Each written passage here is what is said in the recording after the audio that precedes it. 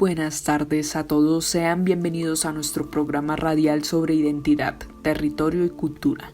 Mi nombre es Camila Julio. Mi nombre es Ashley Hernández. Mi nombre es Diego Galindo. Mi nombre es Cristian Felipe Ciolo. Y juntos desarrollaremos este programa. Para el desarrollo del mismo citaremos 5 preguntas sobre la lectura de la construcción de identidades colectivas a través del fútbol cuando los nacionalismos juegan en los estadios. No siendo más, iniciemos con nuestro programa. La pregunta inicial que citaremos es: ¿por qué el autor afirma que el fútbol es un deporte que construye identidades? Serna señala que el club de fútbol se convierte en un espacio común que constituye una entidad más grande que uno mismo. Los equipos, por tanto, se erigen como representantes simbólicos de los territorios o comunidades a las que pertenecen, lo que hace del fútbol un terreno privilegiado para la afirmación de las identidades colectivas y de los antagonismos locales, regionales o nacionales. El aficionado se siente representado y partícipe del equipo al que sigue, por lo que el club se convierte en el principal embajador de una parte de los sentimientos y de la identidad de sus seguidores. Además, como apunta Flor, en el terreno de la identidad a menudo nos definimos contra otro u otros. Así, la capacidad del fútbol a la hora de construir identidades colectivas, junto a este proceso de definición de la identidad por oposición a otra diferente, lleva a unas relaciones de enfrentamiento entre clubes que trascienden la rivalidad estrictamente deportiva.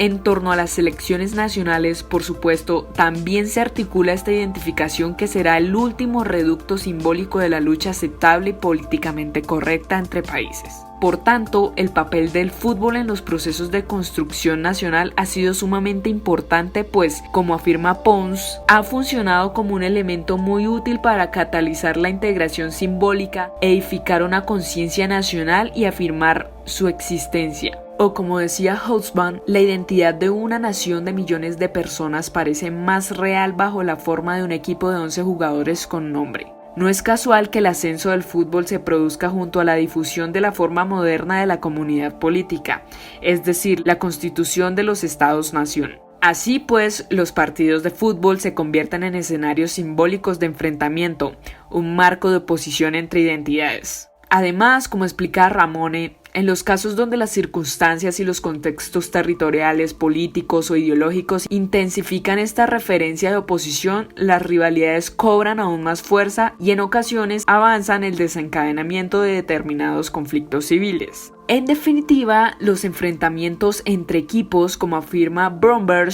son para el espectador una forma de simbolizar y afirmar ciertos aspectos de su identidad. Para ello, la referencia de oposición con el rival es un refuerzo. Las identidades que resultan del fútbol no son estáticas o inmutables, sino más bien múltiples, contextuales, en negociación, transformación y construcción constante. Por tanto, la identidad de alguien como aficionado de un equipo puede coincidir o no con otros aspectos de su identidad. El fútbol sigue siendo uno de los ámbitos más potentes a través del cual las comunidades técnicas construyen y reafirman su identidad, especialmente cuando sucede en contextos de disputa. Mi nombre es Ashley Hernández y la pregunta que me correspondió es: ¿por qué el fútbol generó contexto de rivalidad sociopolítica y sociocultural marcada por los nacionalistas, que se comenzó a ver como una forma de identidad entre la sociedad, donde la conformación de estos equipos se realizaba con el fin de ser un símbolo para cada nación que representara su cultura? Además, por otro lado, los nacionalistas buscaban generar una distracción para el pueblo, ya que en esta época, por causa de las guerras, había muchísimo desempleo y un déficit en la economía grande, por lo cual la construcción de este tipo de eventos les generaba ingresos y algunos tratos políticos con otras naciones. En algunas ocasiones se generaban hechos de violencia, ya que eran de extrema derecha o de extrema izquierda. También se comenzaron a ver diferentes puntos débiles de cada una de las naciones, ya que esto generaba una visión tan grande que no tenían en cuenta los problemas importantes de la época. También esto generó una serie de control en este tipo de deportes, ya que quienes tenían el poder eran los que organizaban y manipulaban todo para beneficio de alguna nación. No debemos tener en cuenta que en esta época esto fue una distracción bastante grande por los problemas mencionados anteriormente. Muchas gracias, espero les haya gustado esta intervención. Mi nombre es Diego Galindo. Respecto a la pregunta de expresar mi posición frente a la frase "los partidos de fútbol se convierten en escenarios simbólicos de enfrentamiento en un marco de oposición entre identidades", quiero decir que pues es una frase correcta y además acompaña lo que históricamente ha sido la construcción del fútbol. Ellos ponen ejemplos de Inglaterra debido a que se habla del nacionalismo, pero también podemos poner ejemplos locales de la identidad simbólica que significó el fútbol. Por ejemplo, en la ciudad de Bogotá, los equipos tradicionales Millonarios y Santa Fe nacieron de sectores muy diferentes y claramente identificables. Millonarios nació en un colegio católico de tradición claramente conservadora y de personas pues que eran prestantes y dominantes en la clase política de la ciudad, mientras que Santa Fe nació en el Gimnasio Moderno, un colegio mucho más liberal que también tenía políticas mucho más liberales y pues incluso de ahí sus colores, azul y rojo. También quería compartir una historia personal y es que cuando trabajé en la unidad de víctimas tuve la oportunidad de ir a una charla llamada El Poder del Fútbol, en la que me regalaron un libro escrito por Aurelio Irragorri y el presidente Juan Manuel Santos, en el que habla de cómo el poder del fútbol puede integrar después de un conflicto y cómo se puede usar este como una herramienta de transformación y una herramienta de unión en un país como Colombia, donde somos tan diversos, pero raramente nos une algo. Y ese algo muchas veces es la selección Colombia, o ese algo muchas veces es un partido de fútbol, donde olvidamos nuestras diferencias, incluso nuestras diferencias regionales que son muy marcadas, y nos integramos todos frente a un partido. Entonces sí, muchas veces, ya sean los clubes o dependiendo del espectro social en el que se hable y el ámbito, pues sí va a haber simbolismos que identifiquen a cada equipo, pero también van a haber simbolismos que nos unan. Mi nombre es Cristian Felipe Sciolo y el día de hoy vamos a hablar de por qué el fútbol genera un contexto de rivalidad sociopolítico y cultural marcado por los nacionalismos. El fútbol inició a finales del siglo XIX y principios del siglo XX, al igual que la mayoría de deportes, y se estableció en el mundo como uno de los deportes más famosos. Este deporte en particular maneja su identidad a partir del estilo, es decir, cada equipo que hay en el fútbol, sea de cada país o de cada zona, tiene una estrategia de juego que lo caracteriza de diferentes sitios. Dados por ejemplos en términos globales, el fútbol europeo está muy asociado a un fútbol mucho más táctico, más enfocado hacia la disciplina, el método, la fuerza, todo tipo de estrategia. Mientras tanto, el fútbol latinoamericano, incluyendo Brasil, está más enfocado a la creatividad individual, especialmente a la capacidad que tiene cada equipo en que sus jugadores puedan improvisar tanto en conjunto como a nivel individual.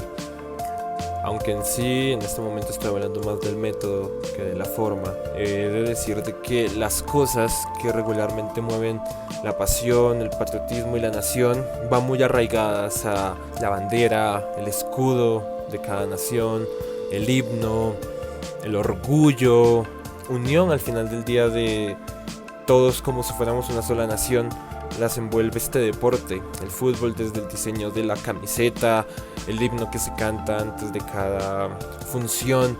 Son cosas que generan una pasión muy arraigada al país, a la nación de cada persona cuando están en el campo de juego. Además, he de decir de que el fútbol es un deporte de contacto, y a medida que se ponga más intenso, más fuerte será también este contacto.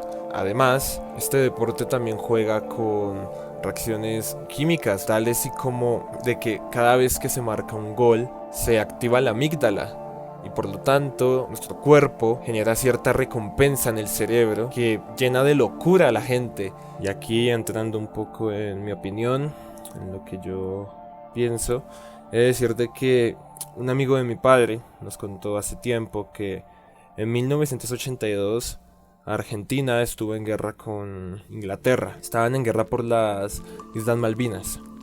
Nos cuenta que en ese tiempo estaban reclutando a jóvenes de 18, 17 años para ir a la guerra contra Inglaterra, pelear y dejarse la vida ahí. Muchos muertos, como en todas las guerras. Además, acontece que en términos generales la gente estaba desesperada porque si la guerra continuaba iban a seguir reclutando más y más jóvenes, y posiblemente hasta él, el amigo de mi padre, hubiera podido ser reclutado.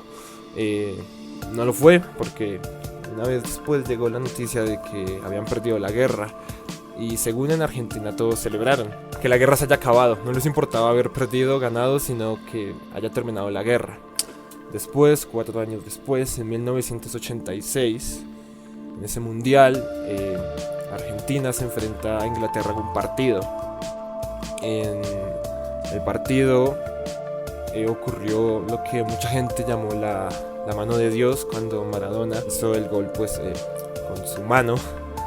Y la gente, cuentan que la gente celebró como si la mano de todos aquellos fallecidos en esa guerra hubiera estado ahí, hubieran sido los que hayan marcado ese gol. Y aunque he de decir de que no es una conjetura lógica, porque obviamente los muertos en batalla no figuran en un partido de fútbol, la gente lo sintió como un mimo patriótico, justicia poética de cierta forma de este juego, y la gente lo siente muy arraigado a su país. No lo consideran tanto una victoria contra los ingleses en un partido, sino un pequeño respiro hacia toda la situación que tuvieron que vivir en ese entonces. Y siento que el fútbol es una pasión que envuelve a mucha gente y se refleja bastante en la forma en la que el país interpreta ese deporte. Bueno, muchachos, siguiendo con el tema anterior, estamos revisando una pregunta que dice: ¿estás de acuerdo con la rivalidad generada por el fútbol? En realidad, pues no. Digamos, el fútbol se ha convertido en un fenómeno para todo el mundo, ¿no? A nivel global. Pues marca tendencias, se filtra en lo político, en lo económico, en lo cultural, donde pues muchas veces desencadenan prejuicios, y en realidad es un gran foco de rivalidad. Muchas veces se consigue, digamos, como lo opuesto de lo que se quiere generar en este deporte, ¿no? Varias personas de la población pues utilizan este deporte para ocasionar estragos sociales, y pues por ese motivo es que no estoy de acuerdo pues con esta rivalidad. Se consigue todo lo opuesto a lo que se quiere generar. Este deporte, la idea es que se unen, ¿no? Pero pues muchas veces esto desencadena cosas malas, cosas que perjudican a la sociedad, que no van acorde, ¿sí? Siempre vemos estragos o gente que mata a otra gente, que asesinan porque simplemente no están de acuerdo, y en realidad pues eso no está unificando, no une a las personas. Y el problema no está en sí, en el deporte, sino en cómo nosotros como ciudadanos tomamos y vemos como la importancia de ese deporte. Entonces, pues el dilema y el error no está en ejercerlo, sino está en nosotros como personas de una sociedad. Muchas gracias por escuchar nuestro programa radial. Hasta una próxima ocasión. ¡Feliz tarde!